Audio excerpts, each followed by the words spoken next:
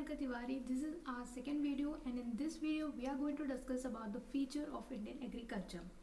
जैसे कि मैंने पहली वीडियो पे हम लोगों ने डिस्कस किया था कि जो इंडियन एग्रीकल्चर था उसमें जो 85% मोर देन 85% जो कंट्री की पॉपुलेशन थी वो क्या थी, इंगेज थी।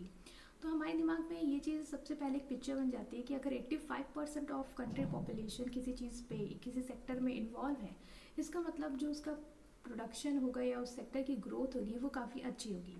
लेकिन वेट, मैं आपको कुछ 5 पॉइंट्स बताने जा रही हूँ जो कि फीचर्स हैं हमारे इंडियन एग्रीकल्चर के, जो कि इंडिपेंडेंस से पहले थे। ठीक है, आपको ओवरव्यू मिल जाएगा कि इंडियन एग्रीकल्चर सेक्टर की क्या कंडीशन थी। ठीक है, so let's move ahead. So first feature आता है हमारा लो productivity and production. So productivity and production, यहाँ पे दो वर्ड मैंने यूज़ किए हैं, दोनों वर्ड को बोला गया है लो, मतलब प्रोडक्टिविटी भी लो थी, प्रोडक्शन भी लो था। यहाँ पे आपको कंफ्यूज होने की ज़रूरत नहीं है, बहुत लोग हैं जिन्हें पता होगा प्रोडक्टिविटी एंड प्रोडक्शन में क्या डिफरेंस है। Let me clear it once again. तो प्रोडक्टिविटी जो होता है वो होता है कि एक पर हेक्टेयर ऑफ लैंड पे आपने कितना आउटपुट प्रोड्यूस किया। ठीक है, और प्रोडक्शन में आपका टोटल आउटपुट आ जाता है। तो उस टाइम पे क्या था कि हमारी प्रोडक्टिविटी तो लो थी ही थी, साथ ही साथ हमारा प्रोडक्शन भी लो था। प्रोडक्शन लो था, प्रोडक्टिविटी दोनों ही लो थी। ठीक है, तो अब आता है पॉइंट कि वो लो क्यों था। वो लो इसलिए था क्योंकि जो ब्रिटिशर्स थे, हम लोगों ने वीडियो में डिस्कस कर रखा है पहले भी, कि जो उनका मोटिव था वो अपने इंटरेस्ट को प्रमोट करना चाहते थे। इनडायरेक्टली डायरेक्टली अगर हमारा कोई इंटरेस्ट प्रमोट हो गया या हमें कोई बेनिफिट मिल गया वो अलग बात है, लेकिन मेजर जो उनका टारगेट था वो था अपनी कंट्री के लिए बेनिफिट करना। ठीक है, तो उन्होंने कोई इनिशिएटिव नहीं लिए थे कि हमारे एग्रीकल्चर सेक्टर में कुछ टेक्नोलॉजी इंप्रूव करें या फैसिलिटीज़ प्रोवाइड करें जिससे हमारा एग्रीकल्चर सेक्टर क्या करे, ग्रो कर पाए। ठीक है, तो ये कंडीशन थी हमारे एग्रीकल्चर सेक्टर की कि हमारी प्रोडक्टिविटी भी लो थी और प्रोडक्शन भी लो था। Let's move ahead with our second feature, which is lack of means of irrigation. Yes, lack of means of irrigation का मतलब कि इरिगेशन फैसिलिटीज़ जो थी वो बहुत ही कम थी।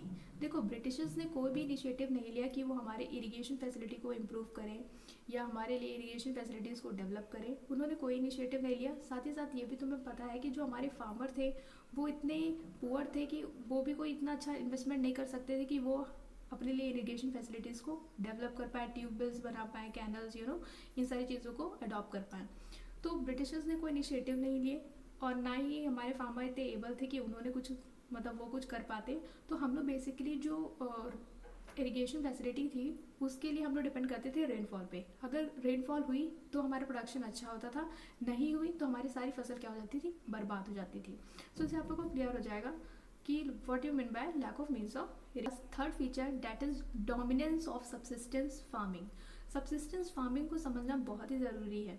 सब्सिस्टेंस फार्मिंग बहुत लोग को पता होगी सब्सिस्टेंस फार्मिंग क्या है, जिन्हें नहीं पता है उन्हें मैं एक बार बता देती हूँ कि सब्सिस्टेंस फार्मिंग वो फार्मिंग होती है जिसमें फार्मर सिर्फ उतना ही आउटपुट प्रोड्यूस करता है जितना उसकी फैमिली के लिए सफिशिएंट होता है फॉर देयर सर्वाइवल। ठीक है, अगर कुछ हुआ मतलब कि थोड़ा बहुत अगर सरप्लस प्रोड्यूस हो पाया तो वो मार्केट में सेल कर देते, वरना उनका कोई कमर्शियल मोटिव नहीं होता था। तो क्या होता था कि सब्सिस्टेंस फार्मिंग की ही डोमिनेंस थी, इसलिए हमारा जो एग्रीकल्चर सेक्टर था वो कभी ग्रो कर ही नहीं पाया, क्योंकि हम लोग कभी मार्केट पर्पस से, कमर्शियल पर्पस से कभी सोच ही नहीं पाए, ना ही हम लोग प्रॉफिट अर्न करके अपनी इकोनॉमी की ग्रोथ के बारे में सोच पाए। सो इसीलिए ये कंडीशन हमारी एग्रीकल्चर के बैकवर्डनेस में कंट्रीब्यूट करती है। फोर्थ पॉइंट जो हमारा आता है वो आता है small and fragmented land holding. देखो, फ्रैगमेंटेड लैंड होल्डिंग मतलब क्या होता है, जब कोई भी लैंड छोटे छोटे टुकड़ों में इधर उधर फैला हुआ होता है ना, तो वो होता है मतलब एक ही लैंड के एक हिस्सा इधर है, एक हिस्सा उधर है।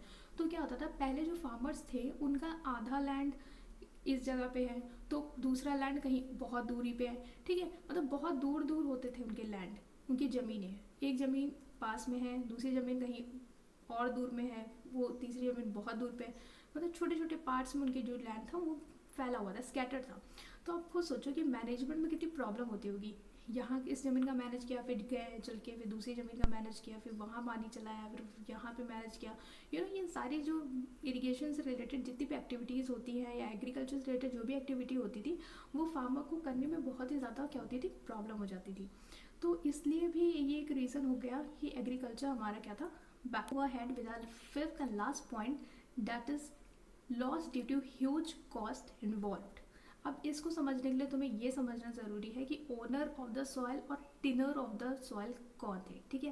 देखो उस टाइम पे ओनर ऑफ द सॉइल और टिलर ऑफ द सॉइल दोनों ही डिफरेंस थे। ओनर ऑफ द सॉइल मतलब कि जो ज़मीन का हकदार था वो कौन था, ज़मींदार था, ठीक है। ब्रिटिश गवर्नमेंट ने ज़मींदार को परमानेंट ओनरशिप लैंड की दे रखी थी, ठीक है। ये हम आगे वीडियो में फर्दर वीडियो में बहुत अच्छे से समझेंगे अंडर लैंड रेवेन्यू सिस्टम। यहाँ पे मैं बहुत ही सिंपल वर्ड्स में बता रही हूँ कि क्या था कि ब्रिटिश गवर्नमेंट ने जमींदार को ओनर ऑफ द लैंड घोषित कर दिया था, ठीक है। टिलर ऑफ द सॉइल कौन थे, मतलब जो स्मॉल फार्मर्स होते हैं, लेबर्स होते हैं, वो थे टिलर ऑफ द सॉइल थे। तो ओनर ऑफ द सॉइल मतलब कि जमींदार के पास ये राइट था कि वो टिलर ऑफ द सॉइल से जितना चाहे उतना रेंट क्या कर सकते हैं, एक्सट्रैक्ट कर सकते हैं। अब तुम सोच रहे हो कि वो रेंट किस चीज़ का एक्सट्रैक्ट कर रहे हैं। देखो फार्मर के पास तो ज़मीन नहीं थी कि वो अपना ग्रो कर पाए, तो वो ज़मींदारों की ज़मीन पे क्या करते थे, अपना जो भी अनाज था वो ग्रो करते थे। तो ज़मींदार उनसे उसके बदले में क्या लेते थे, रेंट लेते थे, ठीक है। रेंटल इनकम चार्ज करते थे। अब वो कितना रेंट ले रहे हैं वो उनकी मर्जी, जितना चाहे वो उतना रेंट ले सकते थे। वो फार्मर की कंडीशन को नहीं सोचते थे कि ये गरीब है या इनका आउटपुट इतना अच्छा नहीं प्रोड्यूस हुआ है तो उनको दया खानी चाहिए और इतना रेंट नहीं लेना चाहिए, नहीं, ऐसा कुछ नहीं था वहाँ पे। वो जितना मर्जी चाहे रेंट उनसे ले सकते थे। तो एक तरीके से क्या हो रहा था, हमारे फार्मर्स का बहुत सारा एक्सप्लॉयटेशन हो रहा था। मतलब कि फार्मिंग तो एक तो उनका लैंड नहीं है, लैंड होने के बाद भी वो ज़मींदार के लैंड पे काम कर रहे हैं, ठीक है। और उस लैंड पे भी उनको क्या देना पड़ रहा है, रेंट देना पड़ रहा है अपने पैसों से। फिर जो भी इरिगेशन करने के लिए या एग्रीकल्चर मतलब करने के लिए, क्रॉप प्लांट करने के लिए, फिर उसको हार्वेस्ट करने के लिए, खाद, जो मतलब कुछ भी प्रोडक्टिविटी से रिलेटेड जो भी उनको इन्वेस्टमेंट करना पड़ रहा है वो कौन कर रहा है, फार्मर कर रहा है। ज़मींदार का उससे कोई लेना देना नहीं है, वो कोई भी पैसा नहीं दे रहा है। तो इस तरीके से क्या होता है, फार्मर की जो कॉस्ट थी वो बहुत ही ज़्यादा, इतनी ज़्यादा इन्वॉल्व थी कि उनको क्या हो रहा था, बस एक लॉस ही हो रहा था। क्योंकि थोड़ा बहुत बचा कुचा जो प्रोडक्शन हुआ वो ज़मींदार उनको थोड़ा बहुत दे देते थे ताकि वो अपनी फैमिली के सर्वाइवल को प्रमोट कर पाए।